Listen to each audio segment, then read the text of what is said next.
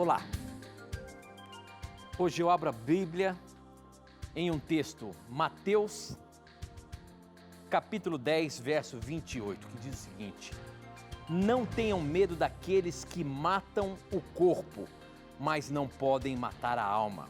Porém, tenham medo de Deus, que pode destruir no inferno tanto a alma como o corpo.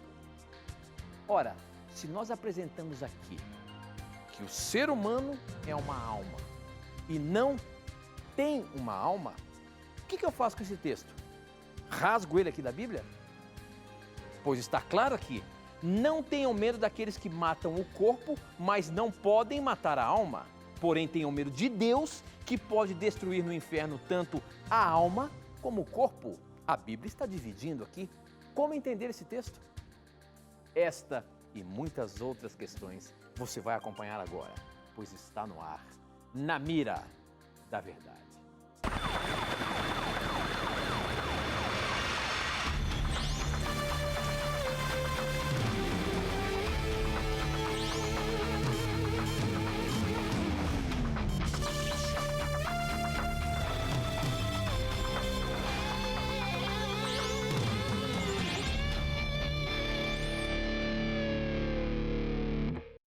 Olá, seja muito bem-vindo. Estamos começando mais um programa Na Mira da Verdade. Já agradecendo a você que já está aqui ligadinho com a gente para juntos estudarmos a Palavra de Deus.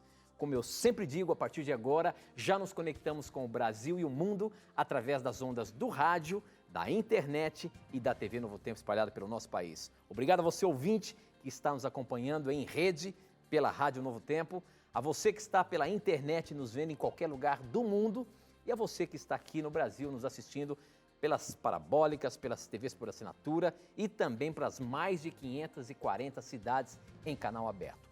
Seja muito bem-vindo, estamos começando mais um programa. E você já sabe, esse é um programa de perguntas e respostas bíblicas que nós respondemos baseando-se na Palavra de Deus, mas é Ele que está na mira, que tem a obrigação de responder baseando-se na Bíblia. Professor Leandro Quadros. E aí, professor, tudo bem?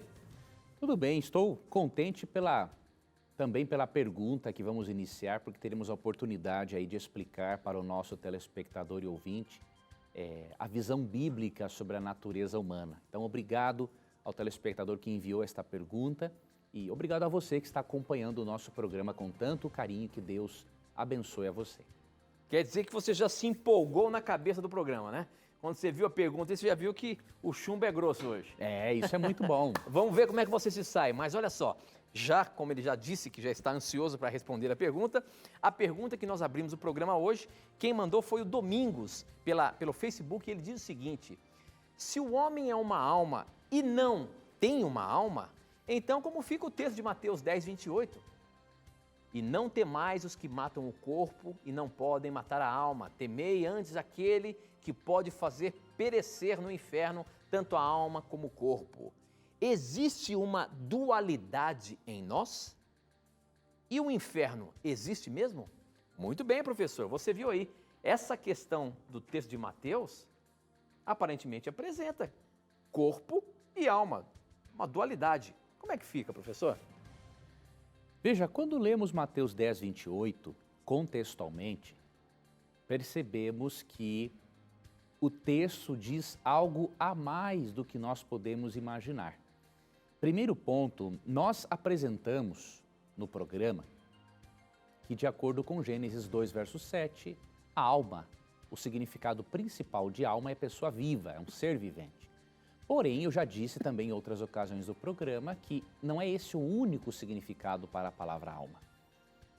A palavra alma é traduzida também por pronomes pessoais, é usada em referência a animais, é usada em referência à mente como sede das emoções, é usada com significado de vida.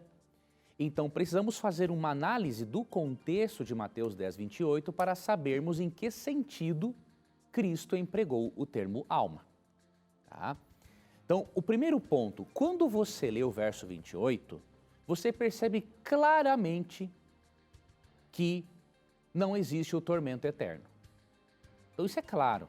O texto diz assim: não tenham medo dos que matam o corpo, mas não podem matar a alma. Antes, tenham medo daquele que pode destruir tanto a alma como o corpo no inferno. Primeiro ponto, o texto está dizendo que a alma não é imortal.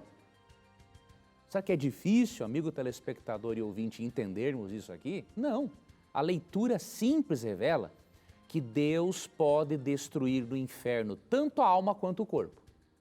Então, primeiro ponto, esse texto quebra a doutrina da imortalidade da alma. Ok. Uma leitura simples já revela isso. E o termo alma? Vamos fazer uma análise no contexto para vermos em que sentido Cristo empregou o termo. Se você ler o versículo 39, olha que coisa interessante. Quem acha a sua vida, a perderá. E quem perde a sua vida por minha causa, a encontrará. Sabe qual é a palavra no original aqui para vida? É a mesma palavra alma do verso 28. Só que o tradutor, para não entrar num problema, ele não quis colocar alma no verso 39. Ele preferiu vida, por quê? Olha como ficaria o texto. Quem acha a sua alma, a perderá. Quem perde a sua alma por minha causa, a encontrará. Isso quebraria a doutrina da imortalidade da alma na qual o tradutor acredita. Então ele preferiu trocar a palavra alma do verso 39 por vida, para dizer que é possível perder a vida por Cristo, mas depois ganhar a vida eterna. Se o tradutor seguir o critério correto de interpretar a palavra alma no verso 28 como a palavra alma se encontra no verso 39, nós já obtemos a resposta para a palavra alma no verso 28. Na verdade, Cristo está dizendo o seguinte: temo aquele que pode fazer perecer no inferno tanto a vida eterna quanto o corpo. O significado de alma nesse contexto é vida. Até porque na mente do judeu, amigo ouvinte, que não estava ainda sob a influência do helenismo, da filosofia grega, eles não viam a alma como uma entidade que sai fora do corpo. Então o que Cristo está dizendo aqui? Não tenham medo dos que matam o corpo, mas não podem tirar a vida eterna de vocês. Esse é o significado de alma nesse contexto, quando avaliamos com o verso 39. Antes, tenham medo daquele que pode destruir tanto a possibilidade da vida eterna, como o corpo. Então, uma leitura contextual, considerando o significado da palavra alma no seu contexto, nos mostra que, longe de defender o tormento eterno, o texto está batendo na doutrina do tormento eterno. Até porque, de acordo com Apocalipse 20, o inferno ou lago de fogo, ele não existe, ele só existirá no futuro depois do milênio. Ok, muito bom, professor. Logicamente que é importante nós estarmos aqui no programa, porque quando nós, leigos, lemos a palavra de Deus, a gente não sabe o significado da palavra em grego, hebraico, sei lá. Exato. Entendeu? Mas é importante que juntos nós podemos aprender e ver e entender que ali é algo que está até fora de contexto para poder dar uma opinião de quem traduziu. Exatamente. Ok, muito bom, muito bom. Bom, nosso programa está apenas começando. Para você participar, você pode mandar as suas perguntas por SMS. O número é 12 98151 0101. 12 98151 0101 ou pelas redes sociais, pelo Facebook namiradaverdade.nt, pelo Twitter @namiradaverdade e ainda no nosso blog novotempo.com/namiradaverdade, tá bom? Essa pergunta chegou aqui pelo nosso SMS, professor.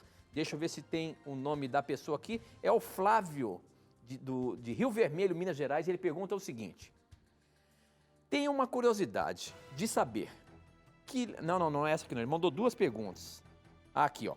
Se Jesus não aboliu nenhuma lei, como entender a situação da mulher pega em adultério? Ou seja, a lei é que se uma mulher fosse pega em adultério, ela deveria ser apedrejada. E foi isso que aqueles fariseus aprontaram ali para colocar Jesus em prova.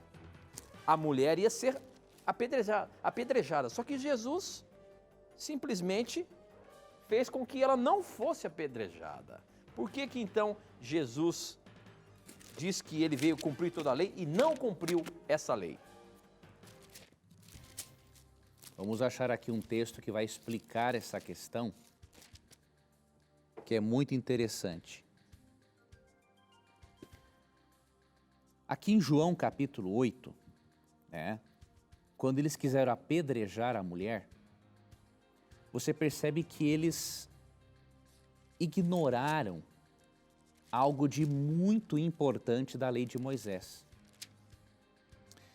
Vamos ver se eu encontro aqui. Acho que é Deuteronômio 24. Deixa eu dar uma olhada aqui. Você vai perceber que Cristo, ele... Aqui, ó. Não, aqui é uma outra questão. Deixa eu encontrar aqui, é Levítico, acho que é Levítico 18. Você vai ver o problema ali, não foi que Cristo foi contra a lei em si, mas Cristo foi contra a manipulação que eles fizeram da lei. Aqui em Levítico 18, é dito no capítulo seguinte que se ambos, homem e mulher, fossem pegos em flagrante no adultério, aí ocorria o apedrejamento. Agora, no caso de João 8, cadê o homem envolvido no adultério? Será que foi só ela que adulterou sozinha? É óbvio que não. Então, Cristo, ele não foi contra o Antigo Testamento, ele foi contra a manipulação feita pelos líderes religiosos da época. Eles acharam por bem pegar só a mulher, possivelmente porque eles criaram a situação para tentar pegar a Cristo, e como o homem não estava, eles não estavam no direito legal de punir a mulher, porque de acordo com a lei de Moisés, os dois pegos em flagrante eram apedrejados. Então Cristo não foi contra a lei, ele foi contra a manipulação da lei, ele foi contra o não seguir a lei como ela realmente havia sido escrita. Ok, professor. Muito bem. Mais uma perguntinha aqui. Essa agora é pelo nosso SMS. Quem mandou aqui foi a Andressa Batista, ela é de Novo Hamburgo, e ela diz o seguinte: amo assistir vocês. Meu marido também. Ele é meio incrédulo, mas assistindo vocês, ele já até mudou. Eu vou na Igreja Universal e gostaria de tirar uma dúvida. As pessoas manifestam demônios de todos os tipos. Isso é verdadeiro? Eles fazem muitas perguntas para o espírito ruim. Eu preciso tirar essa dúvida. Está na Bíblia demônios se manifestando? E aí, professor, como é que a gente consegue respondê-la aí? Essa questão dos demônios que aparecem nesses cultos pentecostais, podemos dizer assim, que a gente vê na televisão todo dia. Isso realmente é real? Os demônios estão se manifestando o tempo todo aí? Como é que é? Minha irmã, essa sua pergunta é muito importante e eu vou lhe mostrar que a maneira como o apóstolo Paulo agia nesses casos é bem diferente da forma como os pastores e tais igrejas agem hoje. Quer ver uma coisa? Eu vou ler aqui para você um texto que se encontra em Atos, capítulo 8, versículo 9 em diante. Um homem chamado Simão vinha praticando feitiçaria durante algum tempo naquela cidade e impressionando todo o povo de Samaria. Ele se dizia muito importante e todo o povo, do mais simples ao mais rico, dava-lhe atenção e exclamava: este homem é o poder divino conhecido como grande poder. Eles o seguiram, pois ele os havia iludido com sua mágica durante muito tempo. No entanto, quando Filipe lhes pregou as boas novas do reino de Deus e do nome de Jesus Cristo, creram nele e foram batizados tanto os homens quanto mulheres. O próprio Simão também creu e foi batizado.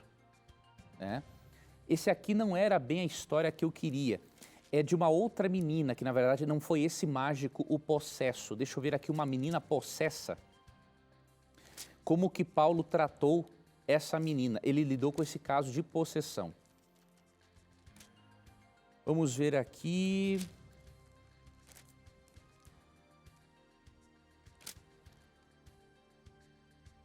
Porque ele não expulsou o demônio daquele feiticeiro, foi de uma outra moça. Vamos ver se eu encontro aqui, amigo, esse texto. Qual é o texto, professor? É um texto em que ele expulsa o demônio de uma moça que dava lucro para os seus senhores, no livro de Atos. Deixa eu ver aqui.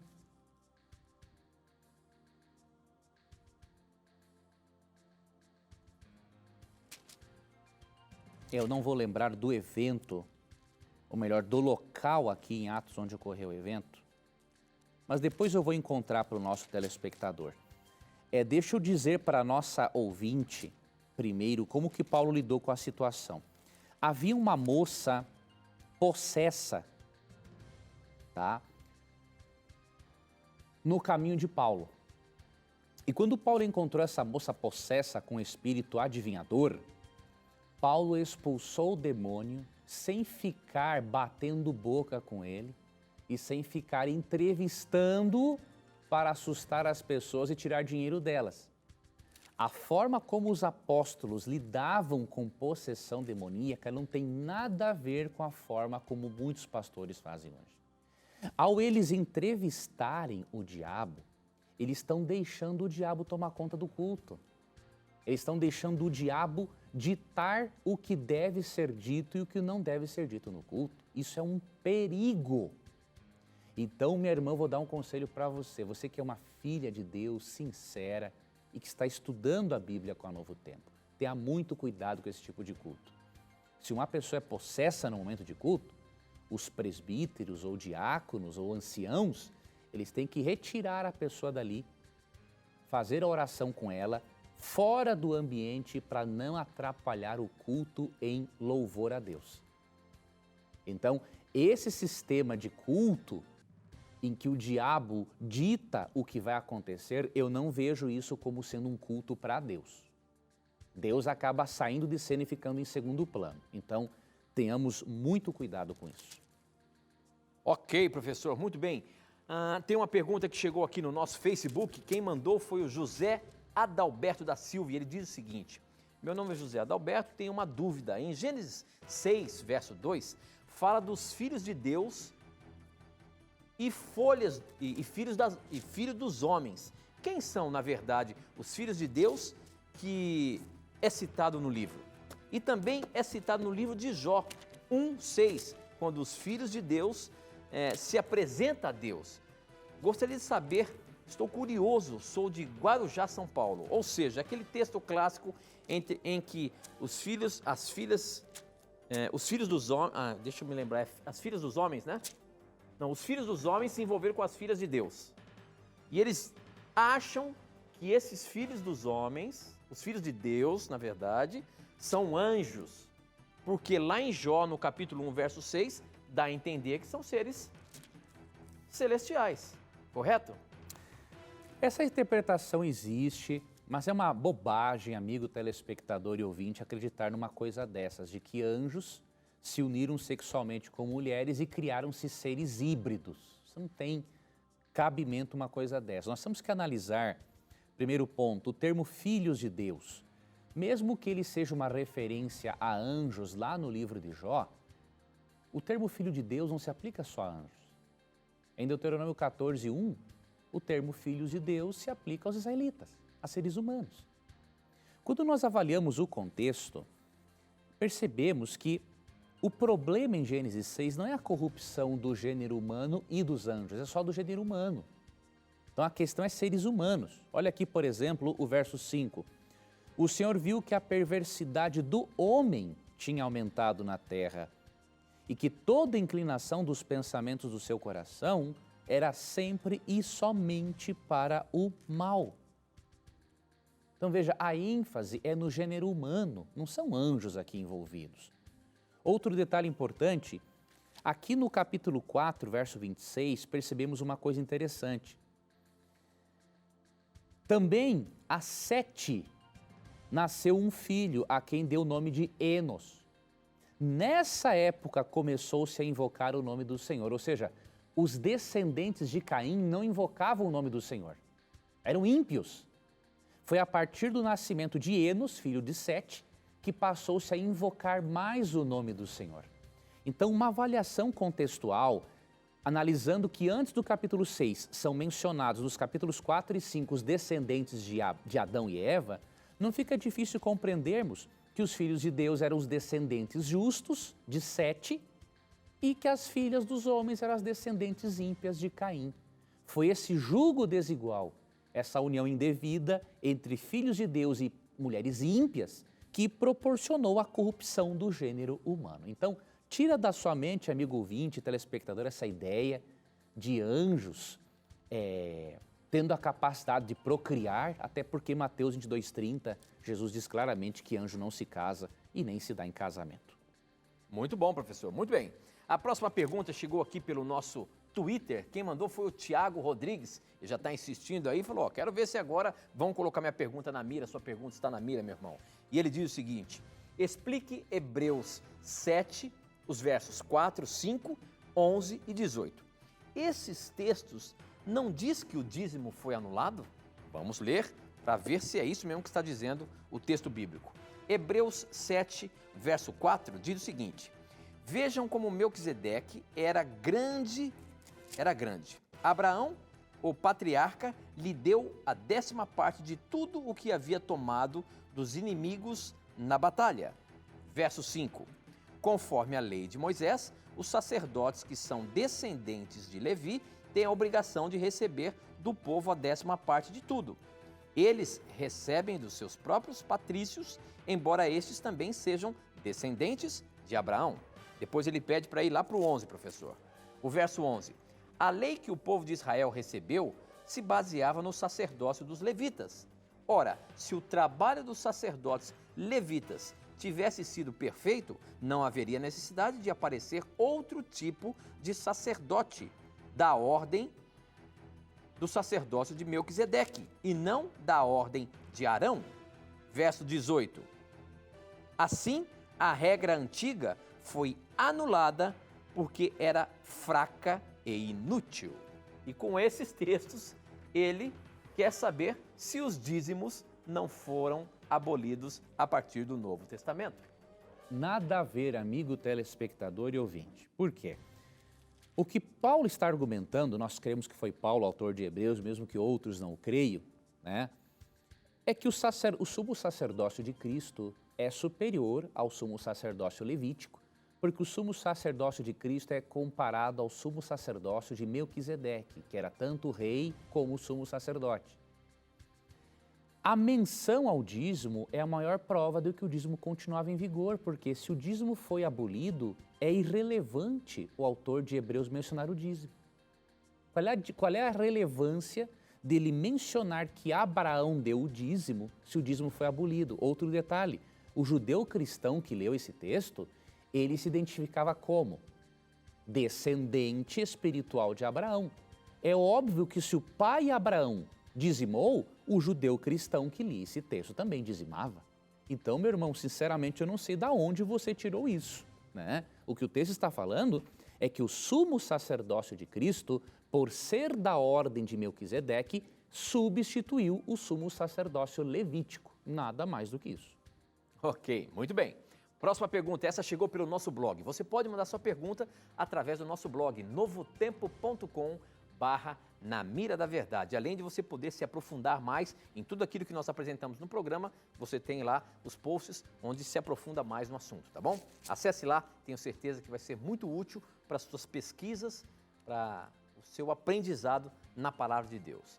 O Carlos Henrique de Belém do Pará pergunta o seguinte: boa noite, Tito, professor. Meu nome é Carlos, sou de Belém e gosto muito do programa. A minha pergunta é a seguinte: em Efésios 2, de 8 a 10, Paulo ensina a justificação pela fé e que as obras são resultado da aceitação da graça de Jesus E em suas cartas, Paulo ensina isso. Agora, em Tiago 2, dos versos 21 a 24, Tiago aparentemente ensina a justificação pelas obras. Então, como que a gente harmoniza Paulo e Tiago?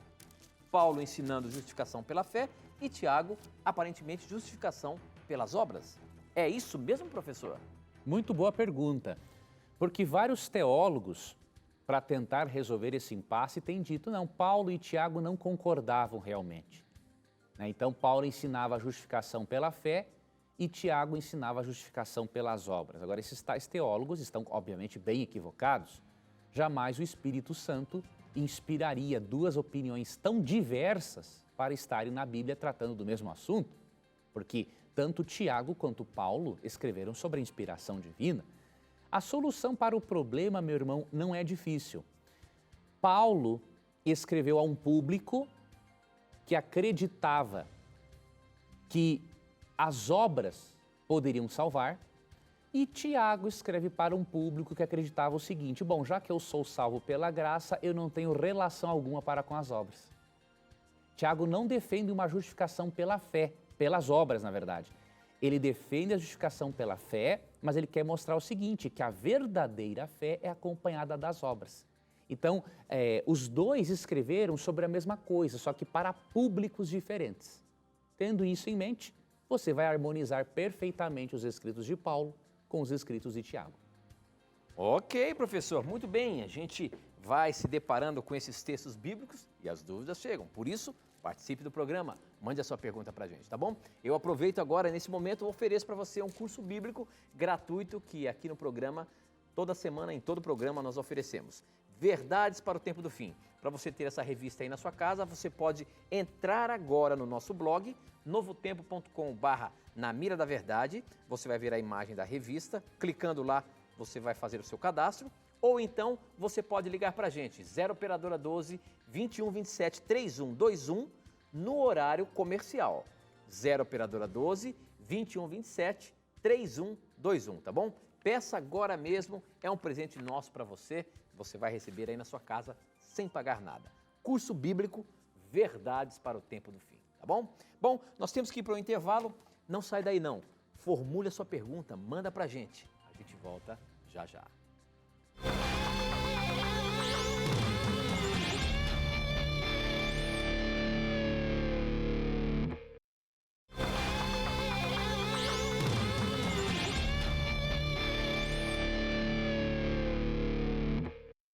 Já estamos de volta e para você participar aqui do nosso programa, você pode mandar as suas perguntas por SMS. O número é 12 981510101, eu recebo aqui na hora, ou então pelas redes sociais, pelo Facebook namiradaverdade.nt, pelo Twitter @namiradaverdade e ainda no nosso blog novotempo.com/namiradaverdade, tá bom? Essa pergunta chegou aqui pelo nosso Facebook, quem mandou foi a Juliana Quintão e ela pergunta o seguinte: se a Bíblia nos orienta a buscarmos a sabedoria, por que Salomão fala que isso tudo não passa de vaidade? De que sabedoria ele estava falando? O que a Bíblia cita sobre isso? Professor Leandro Quadros, por que Salomão tudo ele chegou à conclusão que era vaidade? E ele falava tanto da sabedoria. Como é que é isso? Curioso, aqui em Provérbios, capítulo 1, Salomão diz o seguinte: esses são os provérbios de Salomão, filho de Davi, rei de Israel. Eles ajudarão a experimentar a sabedoria e a disciplina, e a compreender as palavras que dão entendimento, a viver com disciplina e sensatez, fazendo o que é justo, direito e correto. A palavra sabedoria para Salomão significa um conhecimento excelente a respeito de tudo, especialmente a respeito de Deus. No livro de Provérbios, Salomão está com uma perspectiva positiva da vida. Já em Eclesiastes, nós temos um Salomão numa outra fase da vida. Ele está numa perspectiva negativa. Ele tinha se afastado de Deus, desrespeitado várias ordenanças de Deus e, obviamente, a vida ficou meio que sem sentido para ele. Então, quando você estudar sobre a sabedoria, leia, lógico, Provérbios e Eclesiastes, mas lembre que em Provérbios, Salomão está na sua fase positiva da vida, está numa fase boa da vida. Já em Eclesiastes, ele está numa fase que não é boa, está numa fase ruim. E aí ele começa a dizer que tudo é vaidade e correr atrás do vento. Tá? Então, só avalie as fases da vida pelas quais Salomão passou E aí você vai interpretar devidamente os livros e não vai encontrar contradição neles. Muito bem, professor, muito bem. O próximo SMS quem mandou foi a Adriana, ela é aqui de Guararema, cidade pertinho aqui de nós, aqui de Jacareí, pertinho da gente aqui. A pergunta dela é a seguinte, professor: qual a diferença entre glória e poder? Porque a Bíblia nos diz que Jesus virá com grande glória e poder. Existe diferença nisso, professor? Sim. Antes eu só quero dizer para o telespectador, eu havia dado uma explicação para uma telespectadora a respeito da expulsão de demônios e eu mencionei que na Bíblia os apóstolos não ficavam dialogando com o diabo como muitas igrejas o fazem. Na Bíblia, os apóstolos expulsavam e não ficavam dando tempo para o diabo tomar parte no culto. E eu não tinha lembrado a referência e eu procurando aqui encontrei. A referência é Atos 16, 16 a 18. Tá bom? Então veja esse texto e perceba que o procedimento de vários pastores não é o mesmo procedimento do apóstolo Paulo e por isso eles têm que mudar e têm que fazer como Paulo fazia. Tá? Veja, quando a Bíblia fala que Cristo virá em glória e majestade, eu vou até abrir aqui o texto, Mateus, capítulo 25, vamos ler aqui o versículo 31. Quando o Filho do Homem vier em sua glória, com todos os anjos, assentar-se-á no seu trono de glória. E aqui em Mateus 24, 30, diz assim: aparecerá no céu o sinal do Filho do Homem, e todas as nações da terra verão o Filho do Homem vindo sobre as nuvens do céu com poder e grande glória. Glória será a manifestação gloriosa do corpo, da presença divina de Cristo. E com grande poder, é o poder que ele vai ter até mesmo de abalar os céus e a terra com a sua presença. Então aqui são coisas realmente diferentes. Estão juntas, mas são coisas diferentes. Muito bem, mais uma aqui do SMS, a Bruna, do Mato Grosso do Sul. Ela pergunta o seguinte: por que a Igreja Adventista não aceita o uso de joias, brincos, colares, pulseiras? As mulheres, ou melhor, de joias às mulheres, quando se há tantas outras coisas e objetos que também elevam o ego do ser humano. Roupas de marcas, eletrônicos, carros, automóveis importados, celulares. Levar uma vida simples e humilde não inclui tudo isso? O que, por exemplo, um par de brincos pode mudar? Professor Leandro Quadros, ela tá brava aí porque não deixam usar os adornos, mas as pessoas de fato usam muitas outras coisas que ostentam a mesma coisa. Qual é o princípio bíblico? Minha irmã, se você ler o texto bíblico, você vai ver que o princípio não se aplica só para a questão de joias, né? Se você ler o texto bíblico com atenção, você vai perceber o princípio se aplica para roupas também. Então, vamos ler o texto bíblico e você vai perceber que o fato de pessoas descambarem em uma coisa não significa que nós estamos livres para fazer outras. Né? Mesmo que seres humanos transgridam os princípios de modéstia cristã na roupa que usam, no carro que adquirem e tudo mais, nós não estamos livres para fazer a mesma coisa. A nossa vida tem que se pautar pela Bíblia e não pelas pessoas. Não é? Então vamos ler 1 Timóteo 2, 9 e 10 e você vai ver que o princípio de modéstia cristã se aplica a todos os aspectos. Né? Da mesma forma, quero que as mulheres se vistam modestamente, com decência e discrição, não se adornando com tranças e com ouro, nem com pérolas ou com roupas caras. Veja, o que faz parte e o que não faz parte do adorno da mulher cristã de acordo com esse texto? Bom, o que faz parte? Modéstia, decência e discrição. E o que não faz parte? Adorno com tranças, eram tranças diferentes, elas trançavam o cabelo com filetes de ouro, era um cabelo chamativo. E também o que não faz parte? Ouro, pérolas e roupas caras. Então o princípio é tão claro. É óbvio tem muitas mulheres cristãs que usam joias e são muito mais puras em caráter do que muitas que não usam nada. Não estou dizendo que joia define a pureza ou impureza de alguém, tem nada a ver isso. Agora, Deus, Ele propõe um estilo de vida diferente para as suas filhas e para os seus filhos homens também. Cada pessoa é livre para frequentar uma igreja que apoie ou não esses princípios de modéstia. Agora, se nós estamos numa igreja que entende que dentre os princípios de modéstia não está o uso dessas coisas, então vamos nos adequar a isso. Se não concordarmos, nós temos toda a liberdade de procurar uma outra denominação que pense diferente. Agora, devemos sempre nos pautarmos pela Bíblia, nunca pelas nossas preferências pessoais. Ok, professor. Muito bem. Próxima pergunta. Essa agora veio pelo Facebook.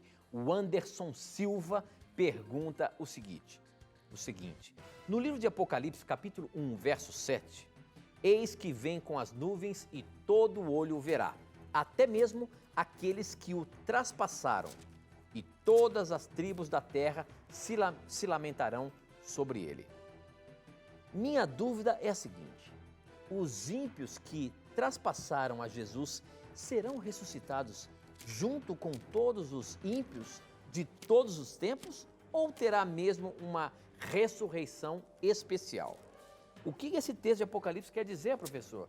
Quando aqueles que traspassaram foram aqueles que pregaram Jesus na cruz. Eles verão Jesus voltar? Eles ressuscitarão? Como é que é?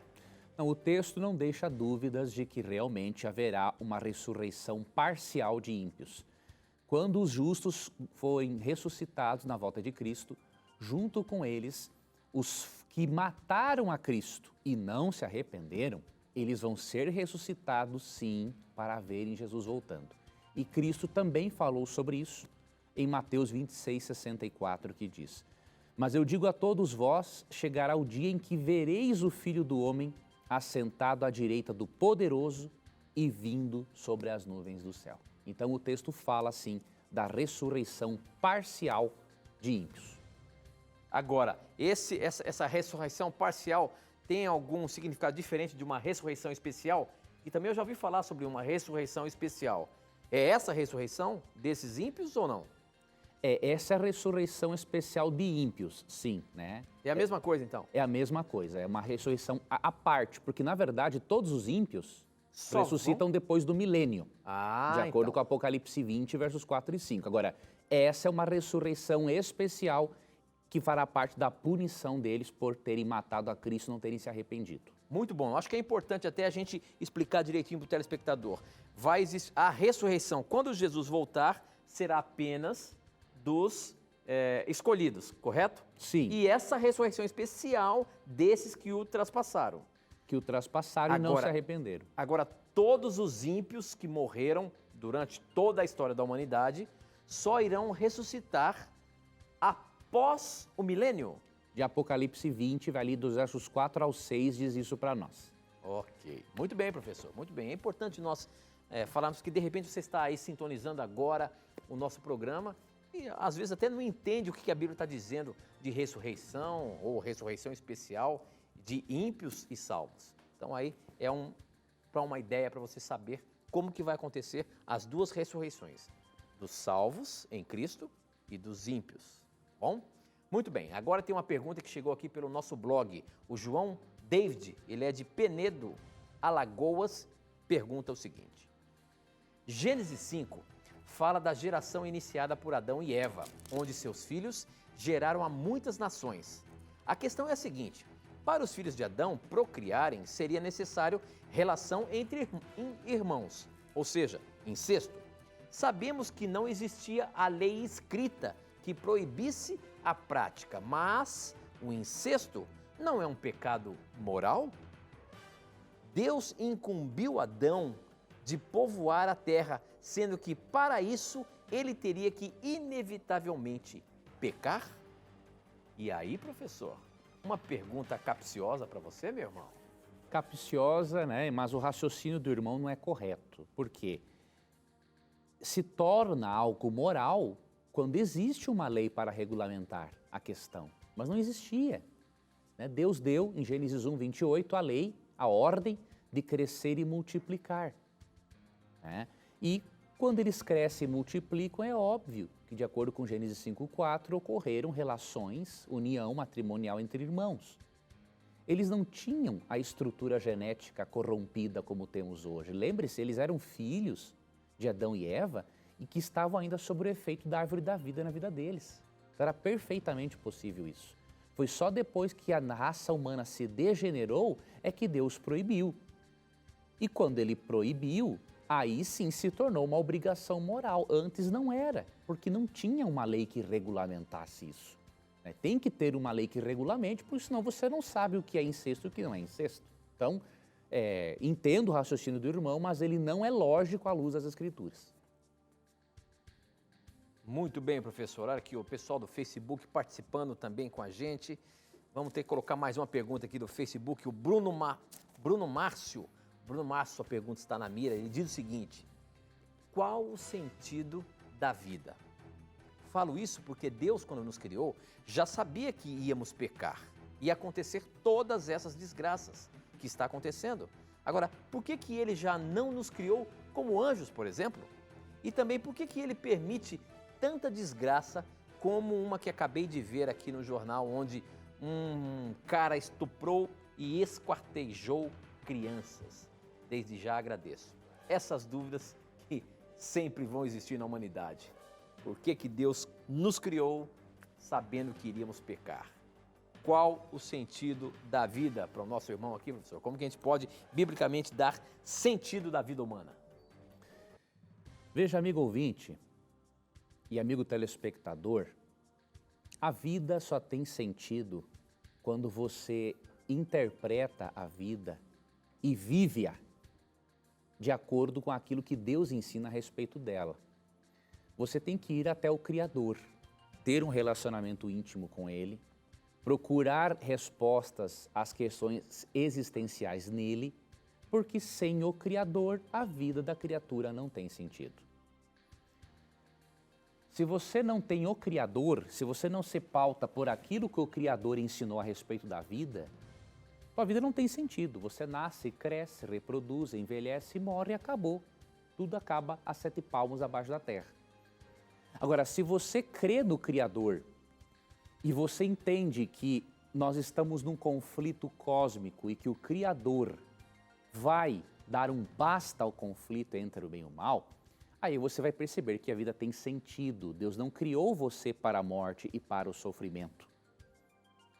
Você precisa estudar a doutrina do conflito cósmico.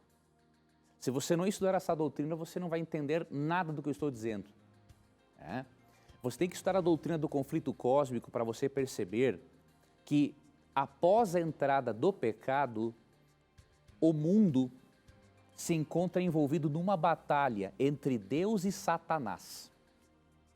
Agora, por que Deus não nos criou como anjos? Sinceramente, não entendi bem a sua pergunta, porque a nível de perfeição, Deus nos criou como os anjos. Quando Deus criou Adão e Eva, os criou perfeitos. Agora, ao mesmo tempo em que Deus criou, Ele também deu livre-arbítrio. E aí o que acontece? Deus não pode ser culpado, porque suas criaturas exercem erradamente o livre-arbítrio. Mesmo que Deus saiba que suas criaturas vão pecar, Ele as cria, porque mesmo Ele sabendo, Ele também sabe que elas não precisam pecar. Deus criou Adão e Eva, avisou-os do pecado, avisou-os das insinuações, dos projetos de Satanás. Agora eles quiseram cair. Fazer o quê? Outro detalhe, meu irmão, o mal é permitido por Deus porque isso será uma vacina para nós. Nós estamos vendo que realmente o mal não vale a pena. E outro detalhe, Deus não mandou dar direito humano para bandido. Por exemplo, um cara estupra, esquarteja uma criança, a lei bíblica é clara. Na lei bíblica é pena capital para o cara que faz isso. Agora, se nós vemos numa sociedade que tem direito humano para bandido, a culpa é de Deus? A culpa não é de Deus. Então, analisemos melhor a doutrina do conflito cósmico e não culpemos a Deus pelas barbaridades humanas que muitas vezes ocorrem porque vivemos num mundo com leis muito frouxas e Deus não é o culpado disso. Muito bem, professor. Ok, mais uma perguntinha aqui pelo SMS. Os adventistas do sétimo dia pregam que o juízo investigativo começou em 1844. Então, como era o julgamento antes? O João Paulo, do Rio de Janeiro, não, do distrito de Rio Corrente. João Paulo quer saber como que era o julgamento de Deus antes do juízo investigativo de 1844 que apresentamos. Quando você estuda a Bíblia, você percebe que realmente que Deus começou uma fase de juízo pré-advento a partir de 1844, só que isso não significa que antes ele não executava juízo. Teve momentos em que ele executou, que ele antecipou o juízo final. Então veja, o juízo final de Deus tem 3 fases. A fase pré-advento, que ocorre antes da volta de Cristo, a fase milenial, que ocorre durante o milênio, e a fase final, que é depois do milênio, quando Deus castiga os ímpios no lago de fogo e depois os destrói.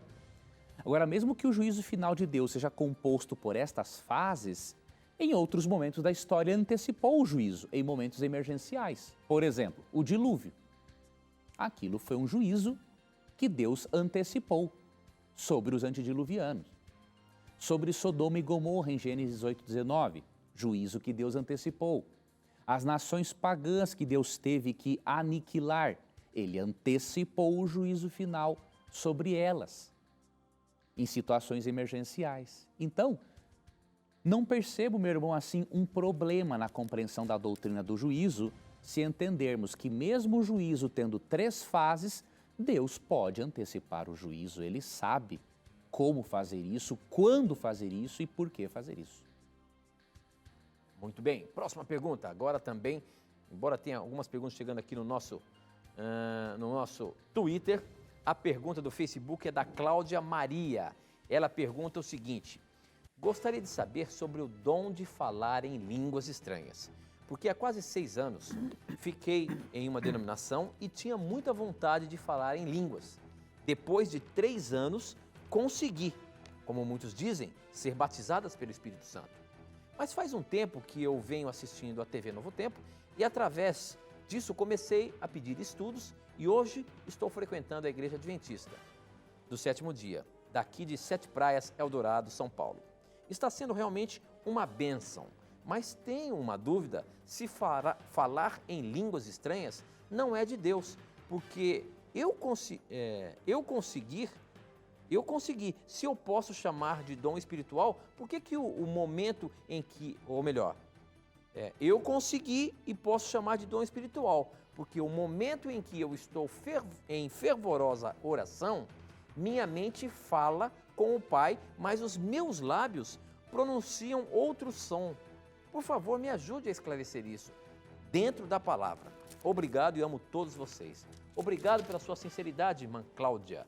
E ela queria saber sobre a questão do dom de línguas, porque ela, na sua sinceridade, falou em línguas. E ela sentiu esse poder, professor. Como que a gente explica isso?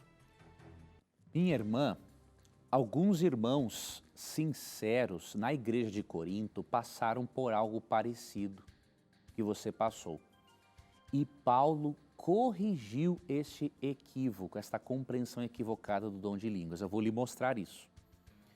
Em 1 Coríntios 14, vou ler a partir do verso 13 até o verso 15 para você, tá?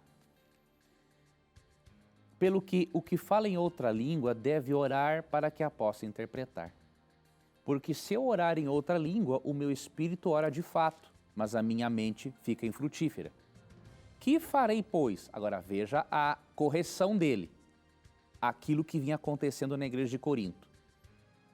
Orarei com o espírito, mas também orarei com a mente. Cantarei com o espírito, mas também cantarei com a mente. E se tu bendisseres apenas em espírito, como dirá o indouto o amém depois da tua ação de graças? Então Paulo está, na verdade, corrigindo, dizendo o seguinte: você não pode pretender apenas orar em espírito e a sua mente não entender o que está sendo dito. Você tem que orar em espírito, ou seja, orar do íntimo, sobre a influência do Espírito Santo, mas também orar com a mente. Então, o que aconteceu com você, querida irmã, foi uma distorção do dom de línguas que ocorreu com os irmãos na igreja de Corinto. Mas da mesma forma que o apóstolo Paulo corrigiu os irmãos de Corinto, ele também está ajudando a irmã a corrigir esta compreensão. Da mesma forma que Deus amou profundamente aos irmãos de Corinto, Deus ama você também, minha irmã. O verdadeiro dom de línguas é dado por Deus com um propósito missiológico. Você comunicar a mensagem de salvação num idioma compreensível para as outras pessoas. A base para compreendermos isso é Atos 2.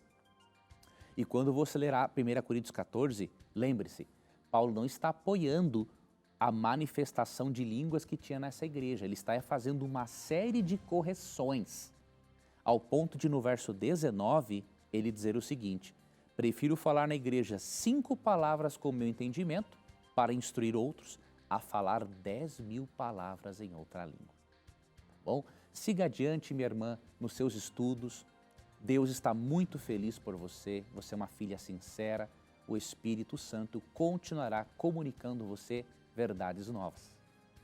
Muito bom, professor. A nossa última pergunta, porque o nosso tempo está correndo, temos apenas 2 minutos e meio, é a seguinte. Eu quero saber, o Elias, eu quero saber se quando oramos a Deus por uma mesma coisa todos os dias, Ele se aborrece? Tem uma maneira específica de orarmos? Professor, insistir em um pedido de oração desagrada a Deus?